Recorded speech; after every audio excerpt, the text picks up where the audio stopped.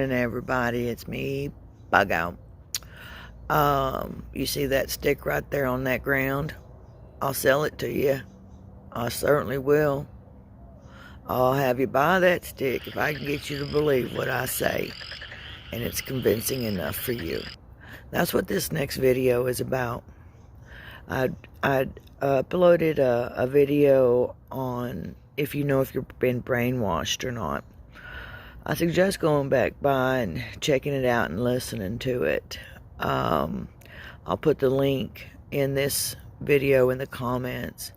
But really think about what is being done and how it's being done to you as an individual.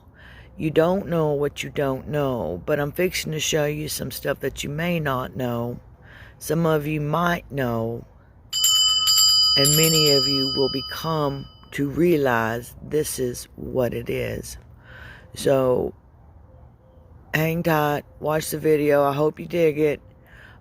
Anyhow, here we go. When we go to the store. But economics correspondent Paul Solomon reports that there is another dimension of inflation these days, shrinkflation. We'll let him explain. So what is this, the rogues gallery of shrinkflation? Or These are some of the newer items. in fact, items consumer advocate and lawyer Edgar Dworsky had bought in just the past week. The first one here is kind of an egregious example. Angel Soft toilet paper used to have 425 sheets on a roll. The new one has 320. Wow, that's So 25%. But so it's almost 2 full rolls in the new sizing. But look at the packages. Don't they look almost identical? Do they ever?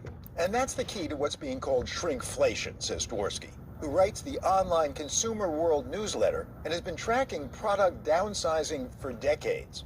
I remember the Charmin of the 1960s when Mr. Whipple came on TV. I told him, squeeze the tomatoes, squeeze the melons, but please don't squeeze the Charmin.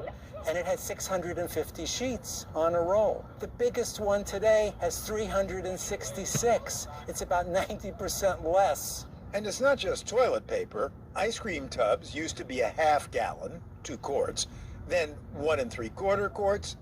They've now trimmed down to a svelte 1.5, because lately it's been the incredible shrinking everything.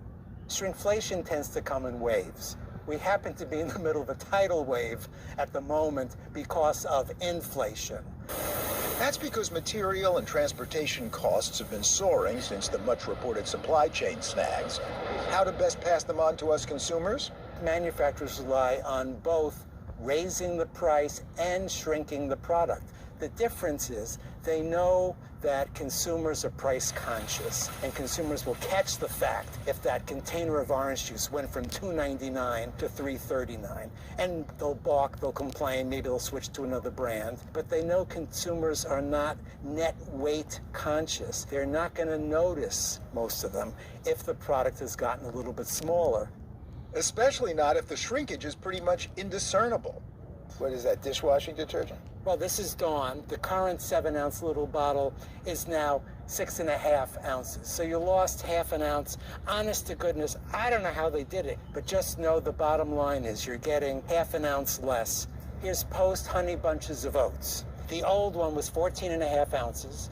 The new one is 12 ounces. To look at the boxes, they look identical straight on. But you got 17% less. That translates into 2 fewer bowls in the new box. And the price was the same. Now, the official inflation rate is 9.1%. The Honey Bunches rate, 17%. No wonder corporations are posting record profits. They can raise prices above the overall inflation rate, and we won't even notice. Gatorade. Forever, it's come in 32-ounce bottles. Yeah. The new one is 28, so you lost 4 ounces in every one. But you look at them, you say, gee, they look at the same height. What did they do? They squeezed the midriff. They gave it a waistline. That's exactly right. And the company says, oh, now it's easier to hold. Well, thank you very much. I'd rather have the extra 4 ounces, and I'll suffer holding the old one. And companies also rejigger the products themselves. Folgers ground coffee recently reformulated. They said they fluffed up the beans so they could no longer put 51 ounces of ground coffee into their canisters. They could only fit in 43.5 ounces. But they're still claiming it makes up to 400 cups with half a pound less of coffee. You'll have to decide as a coffee drinker, is it still the same cup that you used to get? So the onus is on the consumer to be hyper-vigilant, says Dworsky. In a supermarket, there's that unit price for everything, right? I don't know the statistics of usage of unit pricing. My sense is it's very low.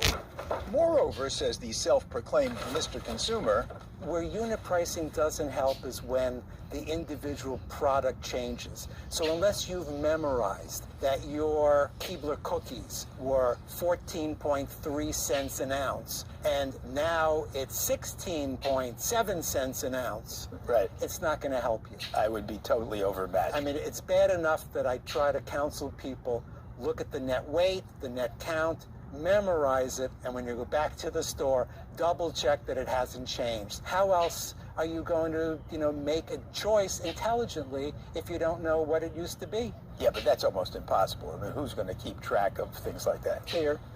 yeah, but you're either a professional or a lunatic, right, or both. Or a little bit of both. Inflation at the store these days turns out to be even more pronounced than we realize because of shrinkflation. For the PBS NewsHour, Paul Saltzman.